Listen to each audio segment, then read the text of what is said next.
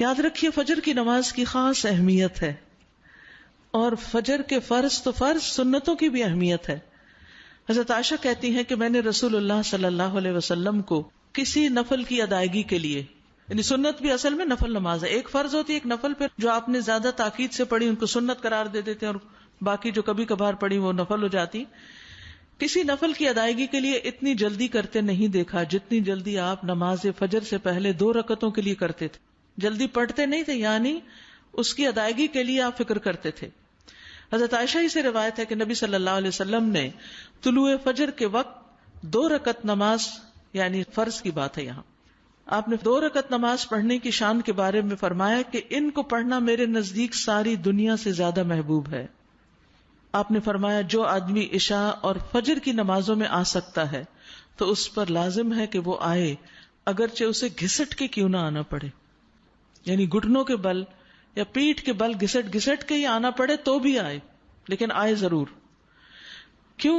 اس لیے کہ جو شخص فجر کی نماز پڑھتا ہے وہ اللہ کی حفاظت میں آ جاتا ہے. رسول اللہ صلی اللہ علیہ وسلم نے فرمایا جس نے صبح کی نماز پڑھی پس وہ اللہ کے ذمے میں ہے، اللہ کی حفاظت میں ہے، اللہ کے ذمے ہو گیا. پس اللہ تم سے اپنی حفاظت کے بارے میں کسی چیز کا مطالبہ نہ کرے. کیا مطلب ہے اس کا؟ یعنی جو اللہ کے ذمے ہے اس پر کوئی ظلم نہ کرے، اور ظلم کر کے اللہ کے سامنے جواب دہ نہ ہو، اس لیے کہ جس سے اللہ پوچھے گا، مطالبہ کرے گا، یقیناً اسے اپنی گرفت میں لے لے گا اور لے کر منہ کے بل جہنم میں پھینک دے گا. اس سے کیا بات پتہ چلتی ہے کہ جو شخص فجر کی نماز کی حفاظت کرتا ہے وہ اللہ کے قریب ہو جاتا ہے، اللہ کی حفاظت میں ہو جاتا ہے. کسی کو حق نہیں کہ اس پر ظلم اور زیادتی کرے. جو اس شخص پر زیادتی کرے گا جو فجر پڑھتا ہے تو وہ دراصل اس ذمے میں خیانت کر رہا ہے جس کو اللہ نے اپنے ذمے لیا ہے، اور پھر قیامت کے دن اللہ تعالیٰ ایسے شخص کو پکڑے گا. یعنی فجر پڑھنے والے کی عزت اور احترام لازم ہے، کیونکہ صرف مومن ہی اس کی پابندی کرتا ہے. بہت سے لوگوں کے لیے فجر کی نماز بڑی بھاری ہوتی ہے، وہ ایک خاص وقت سے پہلے نہیں اٹھتے. کچھ لوگوں کی اکثری قضا ہو جاتی ہے، وہ چونکہ دیر سے سوتے ہیں تو صبح اٹھ نہیں پاتے، تو ان کی حفاظت اللہ کے ذمے پہ نہیں ہے. تو اس لیے بہت ہی فکر کرنی چاہیے کہ فجر کی نماز قضا نہ ہو، یعنی کوئی باقی کر لیں، نہیں، کیونکہ باقی تو پھر ہم جاگ ہی رہے ہوتے ہیں نا، تو اذان بھی سنائی دے دیتی ہے اور وقت بھی پتہ چل رہا ہوتا ہے، اور دوسروں کو بھی ہم دیکھتے ہیں پڑھ رہے ہیں تو پڑھ ہی لیتے ہیں. لیکن فجر کی چونکہ ایک ذمہ داری ہوتی ہے اٹھنے کی بھی، اور پھر وقت پر اٹھنے کی، اور پھر مسجد میں جانے کی، تو اس لحاظ سے اس کی حفاظت بہت ضروری ہے. اور فجر پڑھنے والا شام تک اللہ کی حفاظت میں ہوتا ہے. اس میں ایک واقعہ بھی آتا ہے احادیث کی کتابوں میں. اعمش کہتے ہیں کہ سالم بن عبداللہ بن عمر، ابن عمر کے کیا لگے بیٹے اور حضرت عمر کے پوتے، یہ حجاج کے پاس بیٹھے ہوئے تھے. حجاج کے بارے میں سب جانتے ہیں کہ بہت ظلم کرتا تھا. تو حجاج نے ان سے کہا اٹھو اور فلاں آدمی کی گردن مار دو. تو سالم نے تلوار اٹھا لی کیونکہ اس کا حکم تھا مارنے کا، اور اس آدمی کو پکڑا اور محل کے دروازے کی طرف چل پڑا. تو ان کے والد ابن عمر نے ان کو دیکھ لیا جب وہ اس آدمی کو باہر لے کے جا رہے تھے. تو انہوں نے کہا کہ کیا یہ واقعی ایسا کرنے جا رہا ہے؟ انہوں نے 2-3 بار یہ بات دہرائی. پھر باہر لا کر سالم نے اس سے پوچھا کیا تم نے فجر کی نماز پڑھی ہے؟ یعنی جس کو مارنے کا حکم تھا، کہا تم نے فجر کی نماز پڑھی ہے؟ اس نے کہا ہاں. سالم نے کہا پھر تم جس راستے سے جانا چاہتے ہو چلے جاؤ. اور وہ واپس آئے اور تلوار پھینک دی.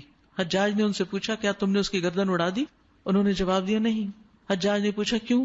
سالم نے جواب دیا میں نے اپنے والد کو یہ کہتے ہوئے سنا ہے کہ رسول اللہ صلی اللہ علیہ وسلم نے فرمایا جس نے فجر کی نماز ادا کی وہ اللہ کی حفاظت میں ہے یہاں تک کہ شام ہو جائے. تو ان کے والد نے ان سے کہا کہ سمجھدار رہو، میں نے تمہارا نام اسی لیے سالم رکھا کہ تم سلامت رہو، یعنی اللہ کے ذمے کے اندر خیانت نہ کرو. تو بہرحال اس سے یہ پتہ چلتا ہے کہ انسان سے بڑے بڑے حادثے، بڑی بڑی مصیبتیں ٹل جاتی ہیں جب وہ فجر کی نماز کی حفاظت کرتا ہے. اب تو الحمدللہ ہر شخص کے موبائل پر الارم ہوتا ہے اور موبائل ہر شخص کے سرہانے ہوتا ہے، تو کوئی بھی یہ نہیں کہہ سکتا کہ میں صبح نہیں اٹھ پایا. 1 نہیں 2 3 الارم لگا لیں، 5 منٹ کے وقفے پہ رکھ لیں اس کو، کیونکہ جو شخص یہ 2 نمازیں پڑھے گا، بخاری میں آتا ہے وہ جنت میں داخل ہوگا.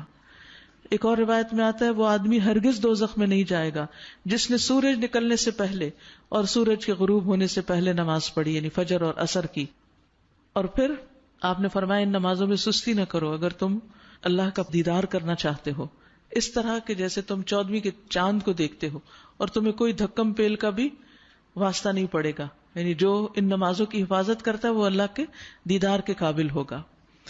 اور پھر بعض اوقات لوگ رات قیام کرتے رہتے ہیں، آخر حصے میں سو کے فجر قضا کر دیتے ہیں. کیا ہے تہجد کے لیے اٹھے تھے وہ آنکھ نہیں پھر کلی فجر کے لیے. تو یہ نہیں ہونا چاہیے. عمر رضی اللہ عنہ کہتے ہیں میں صبح کی نماز با جماعت پڑھوں یہ مجھے اس سے زیادہ محبوب ہے کہ میں ساری رات قیام کروں. ساری رات کے نوافل سے زیادہ محبوب ہے کہ فجر کی نماز جماعت کے ساتھ. ہاں منافق پر فجر کی نماز بھاری ہوتی ہے، تو منافقت سے نکلنے کے لیے، نفاق سے نکلنے کے لیے اس نماز کی پابندی ضروری ہے. ابی بن کعب کہتے ہیں ایک روز رسول اللہ صلی اللہ علیہ وسلم نے ہمیں صبح کی نماز پڑھائی. اس کے بعد فرمایا کیا فلاں حاضر ہے؟ لوگوں نے کہا نہیں. آپ نے پوچھا کیا فلاں آیا ہے؟ لوگوں نے کہا نہیں. آپ نے فرمایا بلا شبہ یہ 2 نمازیں منافقوں پر سب سے بھاری ہیں، سب نمازوں سے زیادہ بھاری، یعنی فجر اور عشاء. اور اگر تمہیں معلوم ہو کہ ان میں کیا کچھ اجر و ثواب ہے تو تم ان میں ضرور آؤ، خواہ گھٹنوں کے بل ہی کیوں نہ آنا پڑے. تو اس لیے خود بھی اور اپنے گھر والوں کو بھی، اپنے بچوں کو بھی اس کا پابند کریں.